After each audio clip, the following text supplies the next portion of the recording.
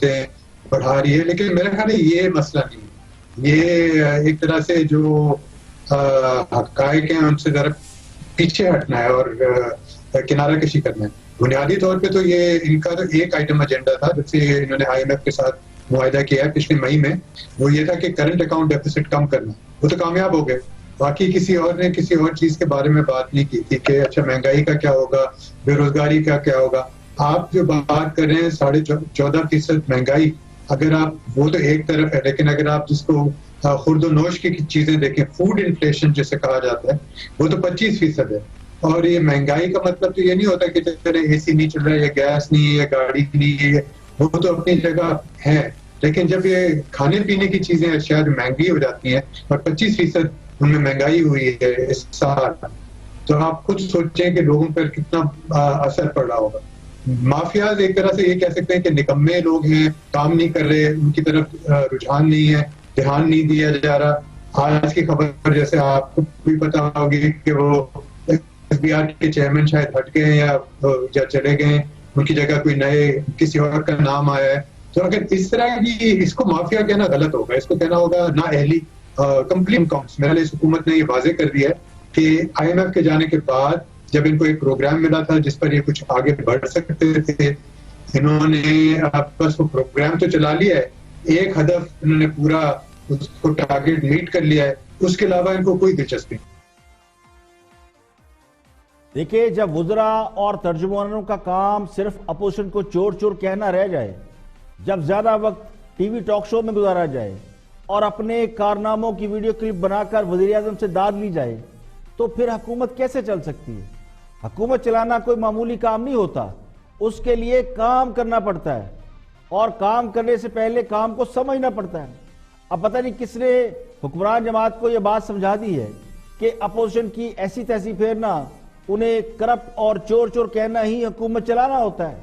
1.5 سال حکومت میں رہنے کے باوجود کوئی ایک وزارت یا محکمہ ایسا نہیں جو اپنی کارکردگی پر فخر کر سکتا ہو یا اپنی رپورٹ عوام کے سامنے رکھ سکتا ہو۔ تو خان صاحب کی جو سب سے بڑی غلطی ہے، خان صاحب پاپولر لیڈر تھے اور لوگوں نے انہیں بڑی امیدوں کے ساتھ اقتدار کی مسرت پہ بٹھایا تھا، تو ان کی سب سے بڑی غلطی یہی ہے کہ انہوں نے اپنی پوری حکومت کو اپوزیشن کے پیچھے لگا دیا، وزارتوں اور محکموں کو بچت کرنے پہ لگا دیا، تجارتی خسارہ کم کرنے کے لیے تجارت پر کٹ لگا دیا، ترقیاتی کام بند کرا دیے، جس کا نتیجہ یہ ہوا کہ کام رک گیا اور پورے سوسائٹی کے اندر افراط زر اب تیزی سے پھیل رہا ہے۔ پہلے کہتے تھے کہ تجربہ نہیں ہے، سیکھ جائیں گے، لیکن تجربے سے لگتا یوں ہے کہ صرف یہی سیکھا ہے کہ عوام جائیں بھاڑ میں، آئی ایم ایف یا دوست ملکوں سے پیسے لے کر کام چلایا جائے، اس میں تو کامیابی مل گئی، لیکن اب اس کی قیمت قوم کو ادا کرنا پڑی ہے، اور نااہلی کا نام ہم نے مافیا رکھ دیا ہے۔ کوئی مانے یا نہ مانے، لیکن وقت یہ ثابت کرتا جا رہا ہے کہ جنہیں حکومت چلانا آتی تھی، جنہیں ماحول کو سازگار بنانے کا ہنر آتا تھا، جنہوں نے مہنگائی کا جن بوتل میں بند کر رکھا تھا، جنہوں نے نامساز حالات میں بھی کاروبار کا پہیہ نہیں رکنے دیا، جنہوں نے برے سے برے حالات میں بھی ترقیاتی کاموں سے ہاتھ نہیں روکا، جنہوں نے ملک کو بدترین اندھیروں سے نکال لیا، جنہوں نے ڈالر کو مستحکم رکھا، سٹاک مارکیٹ کو ٹھیک رکھا، جنہوں نے نظام حکومت کو سنبھالے رکھا، جنہیں اس وقت کے مافیا نے بہت ٹف ٹائم دیا، لیکن اس کے باوجود انہوں نے کام کیے، جن کی پالیسیاں اور ویژن نظر آتا تھا، انہیں ہم نے محض تبدیلی کے دل فریب نعرے کا شکار ہو کر نکال باہر کیا۔ آج ہم سے ملک نہیں چل رہا تو ہمیں اراکین اسمبلیاں بھی مافیا نظر آتے ہیں، بیوروکریسی بھی مافیا نظر آتی ہے، بلکہ اپنے سوا سبھی مافیا نظر آتے ہیں۔ جس طرح اندھے کو ساون میں سب کچھ ہرا ہرا نظر آتا ہے، یعنی اپنی ہر ناکامی کو چھپانے کے لیے الزام کسی مافیا پر لگا دیا جاتا ہے۔ کل تک تو صرف شریف خاندانی مافیا نظر آتا تھا، انہیں نکال دیا گیا ہے، تو آج پورا ملک مافیا نظر آنے لگا ہے۔ تو خان صاحب کو لانے والے یہ مان رہے ہیں کہ حکومت کے پاس نہ ویژن ہے نہ کوئی پالیسی ہے، تو سوال یہ ہے کہ پھر تبدیلی کس بات کی تھی اور تبدیلی کس چڑیا کا نام ہے؟ کیا یہ ویژن نہیں تھا، یا اسے بھی محض ٹرک کی بتی مان لیا گیا ہے؟ یعنی پورے ملک کو مافیا قرار دینے والے کم از کم آج اپنی اس غلطی کا بھی اعتراف کرے کہ اس تباہی میں وہ بھی برابر کے شریک ہے تعلقات میں؟ دیکھیے اب صاحب میرے نزدیک یہ ساری بحث فضول ہے جو ہم کہہ رہے ہیں کہ جی پنجاب میں یہ ہو جائے، یہاں پہ یہ ہو جائے، ان ہاؤس چینج لایا جائے. یہ تبدیلی گندی ہو گئی ہے اور بری طرح گندی ہو گئی ہے، یہ پٹ گئی ہے. جنہوں نے ووٹ دیا ہے وہ پریشان ہیں، جنہوں نے گنا ہے وہ سرگردان ہیں، اور اس کے سوا اب کوئی رستہ نہیں ہے، کوئی حل نہیں ہے کہ دوبارہ عوام سے رجوع کیا جائے، پچھلے الیکشن کی طرح نہیں بلکہ جینون اور حقیقی الیکشن کرایا جائے. اس وقت حکومتوں کا مسئلہ نہیں ہے، اس حکومت اور اس سیٹ اپ کے ہوتے ہوئے ریاست کو شدید خطرات درپیش ہے. اکنامکلی ہم تباہی کی طرف جا رہے ہیں. تو یہ یعنی میرا ایمان ہے کہ آپ پنجاب میں کسی کو بھی وزیر اعلیٰ بنائیں اس سیٹ اپ کے ہوتے ہوئے، آپ مرکز میں کچھ بھی تبدیلی لے آئے، اب یعنی آپ کس کس کا کریں گے؟ اس میں ہر شاخ پہ جہانگیر ترین بیٹا ہے، ہر شاخ پہ بزدار بیٹا ہوا ہے، ہر شاخ پہ پتہ نہیں کیا کچھ ہو رہا ہے، نہ سمت معلوم ہے. اور جو چیز ایک مرتبہ پٹ جاتی ہے اس کے بعد اس کو دوبارہ کڑا کرنا سیاست میں ممکن نہیں ہوتا. اس لیے یہ ڈرامے ہمیں بھی چھوڑ کے اس کا رستہ نکالنا چاہیے کہ اس ملک کو بحران سے کیسے نکالا جائے، کرائسس سے کیسا نکالا جائے، اور اس کا ایک ہی رستہ ہے کہ عوام سے رجوع کیا جائے اور پچھلے الیکشن کی طرح نہیں بلکہ حقیقی جینون انتخابات کرائے جائے. دیکھیں بظاہر جو تاثر ہے وہ یہ ہے کہ حکومت ڈیلیور نہیں کر رہی، ناکام ہو چکی ہے، کوئی ڈائریکشن نہیں ہے، نہ ہی کوئی ٹھوس پلاننگ نظر آتی ہے، نہ ہی بدقسمتی سے حکومت میں ایسے قابل لوگ نظر آتے ہیں جو ملک کو بحرانوں سے نکال پائیں گے. یعنی ویژن کی بھی کمی ہے. تو اس کا حل یہی سمجھا جا رہا ہے کہ نئے الیکشن کرائے جائیں.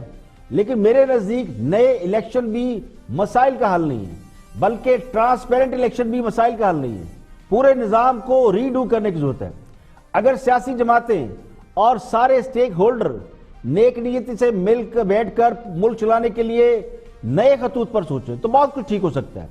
الیکشن میں ہم نے یہ دیکھا، آپ 2008 سے لے کے 2013 اور اس کے بعد 2018 کے الیکشن دیکھ لیں، صرف چہرے بدلے اور ورسٹ کم ورسٹ پر لوگوں کو اعتماد کرنا پڑتا ہے. اس ملک کو جو سب سے زیادہ ضرورت ہے وہ ہے ایک سیاسی معاہدے کی، ایک پولیٹیکل سٹیبلٹی کی ضرورت ہے، بہترین لا اینڈ آرڈر کی ضرورت ہے. جب تک پولیٹیکل انریسٹ رہے گا معیشت ٹھیک نہیں ہوگی، اور جب تک معیشت ٹھیک نہیں ہوگی کچھ بھی ٹھیک ہونے کی توقع کرنا ہی فضول ہوگی. جتنا مرضی عمران خان صاحب گلا پھاڑ پھاڑ کے دوسروں کو بے ایمان، دوسروں کو چور، دوسروں کو ڈاکو کہتے رہے، لیکن جب تک اپنے اندر کے ڈاکو اور چور نہیں پکڑیں گے ان کی نہ کریڈیبلٹی ہوگی نہ اس کا کچھ ہوگا. یہ ابھی واجد ضیاء صاحب کے بارے میں بھٹی صاحب فرما رہے تھے. آپ کا خیال یہ کہ واجد ضیاء کو اس لیے لگایا کہ وہ پی ٹی آئی کے بندے پکڑے؟ فار گاڈ سے کون سی دنیا میں آپ رہتے ہیں؟ تو میں آپ کو دو جلدی کچھ مثالیں دے دیتا ہوں. کس کو لگائیں؟ میں آ رہا ہوں نا جی، اور بھائی میں آ رہا ہوں، مجھے بات تو کر لینے دینا بھٹی صاحب. نہیں کریں گزارش یہ ہے کس کو کہ لگائیں؟ آپ نے سر میں عرض کر دیتا ہوں نا آپ کو.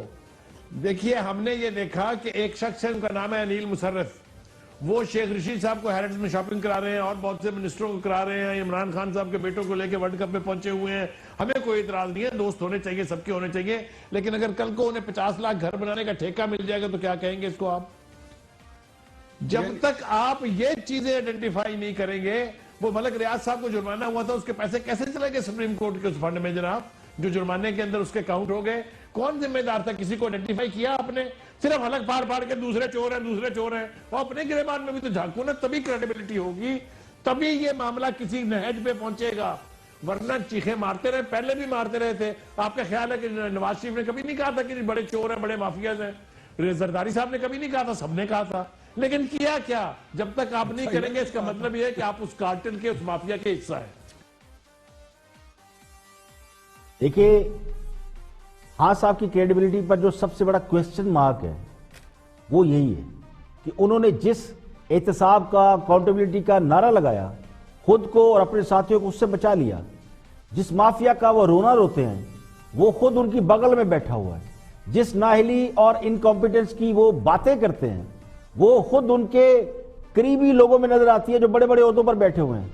کانفلکٹ آف انٹرسٹ سب سے زیادہ ان کے یہاں نظر آتا ہے. مالدار لوگوں سے اپنے اوپر خرچ کراتے ہیں اور پھر وہی مالدار لوگ ہمیں مال بناتے ہوئے نظر آتے ہیں. تو اس سے لگتا ہے کہ ہاتھی کے دانت کھانے کے اور دکھانے کے اور ہیں. اگر خان صاحب نے یہ سب کام نہ کیے ہوتے تو کسی کو ان پر اس حوالے سے انگلی اٹھانے کی ضرورت ہی نہیں تھی. ہاں سب جتنے سمارٹ ہیں، اونچے لمبے ہینڈسم ہیں اور بھرپور شخصیت کے حامل ہیں، تو پرسنالٹی وائز تو ان کو 100 میں سے 100 نمبر دیے جا سکتے ہیں. اسی وجہ سے پوری قوم ان کو ہیرو سمجھتی تھی، ان پر مرتی بھی تھی، اب بھی مرتی ہے. لیکن اصل معاملہ کال و فیل کے تضاد کا ہے. کال و فیل کے تضاد کی وجہ سے ہی ان پر سوالات اٹھتے ہیں. انہوں نے صاف چلی شفاف چلی کا نعرہ لگایا، لیکن اقتدار میں آتے ہی ان کی ساری باتیں جو وہ آنے سے پہلے کرتے رہے اب بھی وہی باتیں کرتے ہیں، لیکن پریکٹیکلی وہ اس کے بالکل مختلف ہیں. تو اصل مسئلہ ان کی تضاد بیانی ہے. اگر خان صاحب نے کچھ کہا نہ ہوتا، کوئی وعدہ نہ کیا ہوتا، لوگوں کو امید آس نہ دلائی ہوتی، تو لوگ شاید مایوس بھی نہ ہوتے. لیکن چونکہ خود انہوں نے امیدوں کے پہاڑ کھڑے کیے، اب وہ امیدیں پوری نہیں کر پا رہے، تو لوگوں کا ان پر کانفیڈنس جو ہے وہ آہستہ آہستہ، میں یہ تو نہیں کہتا ختم ہو رہا ہے، لیکن شیک ضرور ہو رہا ہے.